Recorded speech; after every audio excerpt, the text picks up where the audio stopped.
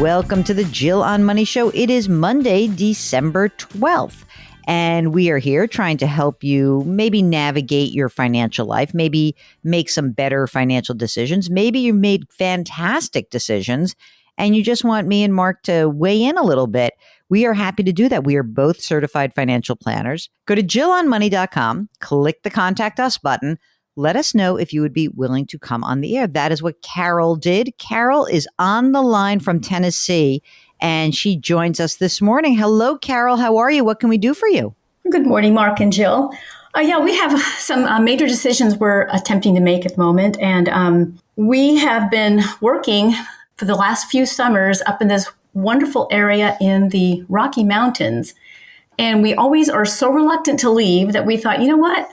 What if we did this crazy thing and we sell our house and we sell most of our belongings and we just move up there for a couple of years? And after that, we'll figure out our life. But it's like, God, we're 63.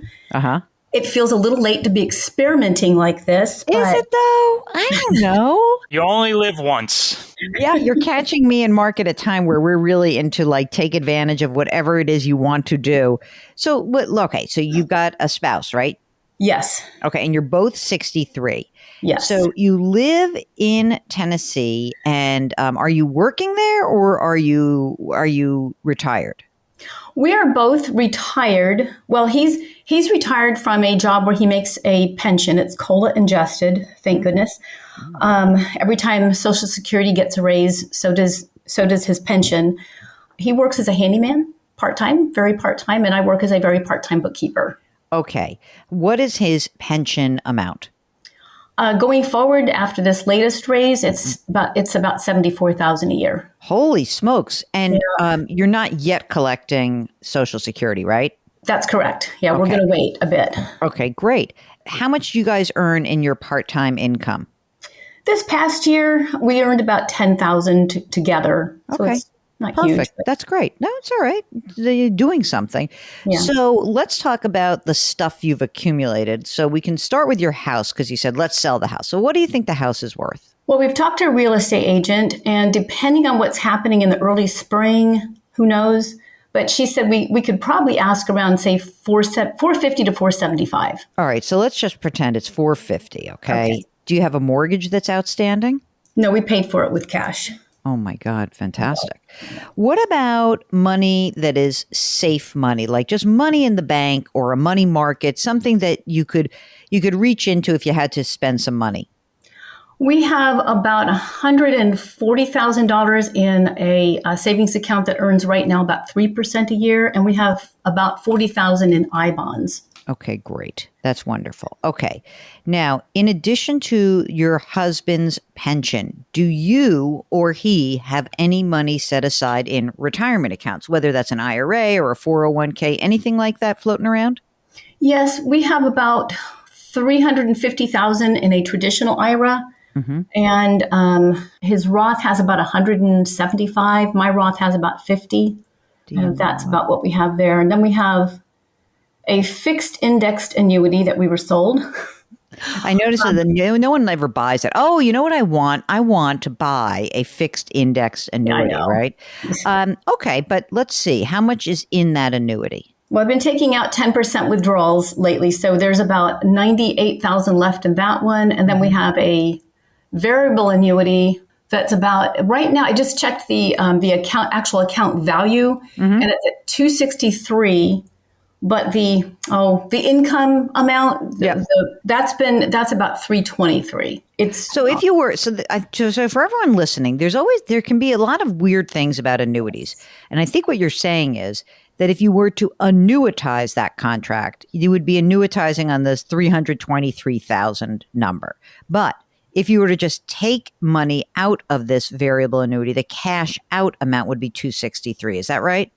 Yes, and that would be before the $10,000 surrender fee. Okay, yes. So it's still in surrender period. Yes. Okay, what about the other one, the fixed index one? Is that still in a surrender period?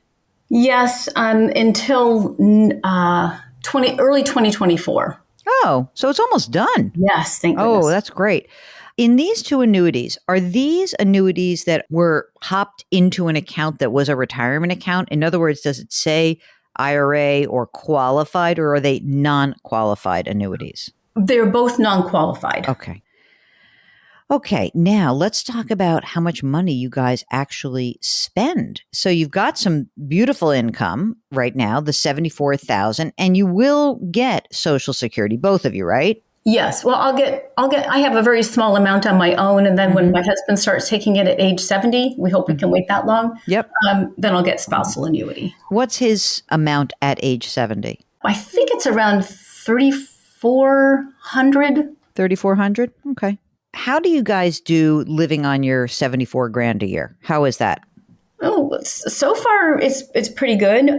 We spend about 60,000 a year before taxes. What would change? Let's say we waved the magic wand and you guys moved up into the Rocky Mountains and you've spent time there. So it's not like you're going there blind, right? You'd be like, we know it, we like it, right? You've already done that part of it, right? Yes. Okay, great. So what would it cost you to rent there for a year or two, or to even buy? Have you looked? I don't know. I have looked at rentals just because one of the managers up there was looking at rentals. So I know that that's really tight. We would just stay they have dormitory housing for people who go up there in our situation. Okay. So it's not the best. It's like, I want you to don't go beyond the dormitory. You're a little I feel like I need to intervene right now. And their intervention is now, if you really wanted to rent, what would it cost you to rent? This guy was looking at staying in a big fancy RV for $1,000 a month. That's it? I'm sure there's other places. I haven't looked very seriously at it because I thought I want you to look. Okay. Because I'm going to tell you this right now. So you're not tethered to Tennessee in that you have no family there. There's nothing that's holding you there, right? Nothing at all. No. All right. A few good friends, thank goodness. All right. Well, we can come back and visit good friends, but there's no reason to hang on to this house if that's the case. I'm going to just tell you right now, you're in great shape. You can do whatever you want. Now, that may be actually more daunting than me telling you couldn't do this, but you can totally do this. And here's why. You have saved an enormous amount of money. You really have. And, I think the game plan would be, as, we look ahead, you're taking the 10% out of the fixed index annuity right now. Are you taking the 10% out of the variable annuity as well or not? No, that whole thing seems daunting to me. I haven't done anything with it at all. All right. How much? So we know that your fixed index annuity, you have until early 2024. But the surrender period on the bigger one, the variable annuity, do you know when that is up? That ends, if I remember right, it's late next year. We got that one first. Oh, so these are both going to be done. Yes. That's fantastic. Yes. Okay. The thing is, though, of course, we do not want to take all of the money out at once because that tax liability would be huge for you, right? So here's a couple of ideas. So number one is we could essentially take some of the money out of the, again, the variable annuity. You said it's up late next year. You can leave it alone until next year. And then we can kind of figure out what to do with it next. Do not roll it into another annuity. Do not do that. Okay. But there may be some reason, and I'm not 100% sure if this is the best way to do it, but I think it might be a cool thing for you guys to annuitize these things, get your monthly check, and that will take you right to your age 70. And it'll probably be more money than you need, but we got to get that money out of there because it is taxable income. And we do want to get the money out before you start claiming Social Security. So it might be that we just draw on those and use that to live on. Yes, you will be subject to your required minimum distributions on your traditional IRA, but where's that invested, that traditional IRA? Oh, it's in Vanguard index, some index funds, really simple portfolio. Okay, perfect. I think that's kind of the game plan, that we'd want to annuitize these things and get them out of the environment of an annuity. This is going to be really go back into your Wayback Machine. Do you remember how much money you put into the annuities when you first started this project? Oh, yes. The variable annuity, we put in $250. I think we're about 13,000 above now. Okay. Here's the good news. You can take all this money out. When this surrender period is up, you can just take it all out. And your tax liability is actually only going to be the difference between what you put in and what it's worth at the time. And I don't even think you need to annuitize it. What about the fixed index annuity? That was rolled in from another fixed indexed annuity, but we put in, I think we've taken out all of the income on it now, the actual amount, because we've been taking it out. So the 1099 that we get from them hasn't divided out. Okay. Here's the kind of the interesting thing. It's not as big a problem as I thought it was going to be, because usually what I'm worried about is that when you have an annuity that's a non-qualified annuity, you end up putting money in, and then a capital gain becomes converted into ordinary income. So like if you put money into a Vanguard fund, let's say you put, 90,000 into a Vanguard fund and it's worth 98,000. When you sell that, that's a $8,000 capital gain. When you put $90,000 into an annuity and then it's worth 98,000, that $8,000 of increase is actually ordinary income. So that's the bigger issue when you have a non-qualified annuity, all right? And it's not a terrible thing because you don't have that much gain embedded into these contracts. So as a result, you are in great shape. You should do this if you want to do it. And you should do it and not do it as like a dormitory thing. You should research it. You should live in a place that you like. Are you laughing, Mark, or is Carol laughing? I'm laughing. Okay, too. that's Mark laughing because I hear the word dormitory. I didn't like a dormitory when I was living in a dormitory in college. I lasted exactly a year and a half doing that. So you have so much money, there's no problem here.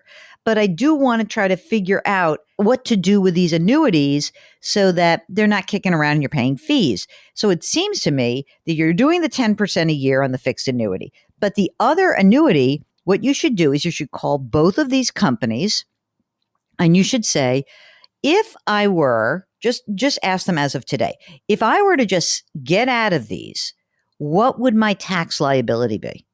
We should know that. They'll be able to tell you, by the way.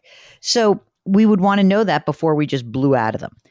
But, ostensibly, I think you're going to end up having 203. So you're either going to have somewhere between $350,000 and $400,000. Maybe you have 350 grand in these annuities, which is just in addition to all of your other stuff. And we don't want it to be in the annuity environment. You could simply have a brokerage account with that money in it. And that brokerage account would be, you'll have $350,000 in there. You'll be able to use that to bridge the gap between your today need and when you collect Social Security, because once you have Social Security on top of your pension, you're fine. So you would just use that to live on. It would be completely perfect, nothing to do. And you can use that to supplement yourselves. And I wouldn't really worry about the traditional IRA. You can wait till your minimum required distributions. It's fine. That'll be a small amount of money when the time comes. It's not going to be a big deal. Other than that, I think you are in unbelievable shape. I think you should sell your house. Oh, what'd you buy your house for? How much? $276. All right. So there's no tax liability and you're in great shape. So I'm ready to move to the Rocky Mountains with you. So my biggest my other big concern really would be I'm kind of nervous about the idea of letting go of what we have, which is all right. Then keep it and rent it, and then you'll see how you do for a couple of years. Well, what do you think is going to happen with the housing market? How do I know? What am I? I got a crystal ball about that. I mean, I think that it is going to be. So here's a problem. If you sell the house right now, someone who would buy that house, tell me the kind of person who would buy that house. Would it be like a family? Would it be, is it a fancy house in your area where someone would probably pay cash for? Like, you tell me the type of house it is. It's a fairly small home for the area. A lot of people, so I imagine a couple like us or a very small family. It's a very good school district, but it is a smaller house than usual.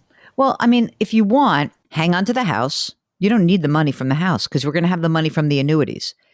Rent it for a year. See how it goes. There's no mortgage. That would be another stream of income.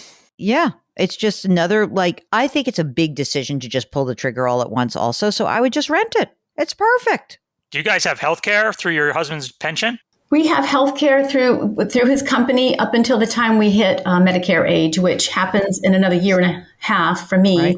And then for him. So we have all those decisions to make. But yeah, so far we're covered for health care. You're in great shape. Do you have your estate documents done? We do. I hope they translate well to another place. You know what you should do when you do move up there? And it doesn't have to be immediately. You should get a lawyer to review it because every state has different estate tax rules and laws. So you just have somebody, once you get up there, you figure it out. Okay. I want you to spend more money on housing. I'll tell you that much right now. I think we'd probably enjoy that more. If you're going to do it, let's do it. And you have the money to do it. You're not telling me I have to downsize to live a smaller life. You have so much opportunity here. You're in great shape. So I would go ahead, start doing your research. Let's get some information about the annuities. And I think that you should really be very proud of yourselves.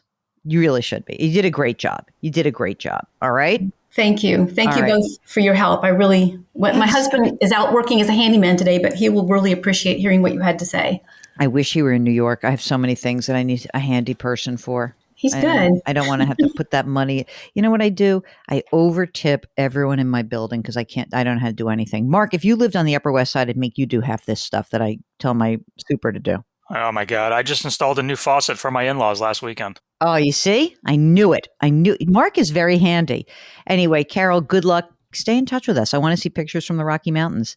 If you are thinking about some great big change in your life, maybe you are contemplating what I would call a great money reset, the name of my book. Maybe that's something you want to think about. Maybe you're looking to change your work and change your wealth and change your life. If that's the case, get in touch with us. Go to the website, JillOnMoney.com. Click the Contact Us button. Let us know if you want to come on the air. While you're there, of course, do pre-order the new book because when you pre-order, you get to join us for a webinar, I should say, which we are holding on February 8th. You get a book plate, you do it all. And don't forget to sign up for the free weekly newsletter. Okie dokie. We are so grateful that you listen to us every single day. So do something nice for someone else today. Grit, growth, grace. Thanks for listening. We'll talk to you tomorrow.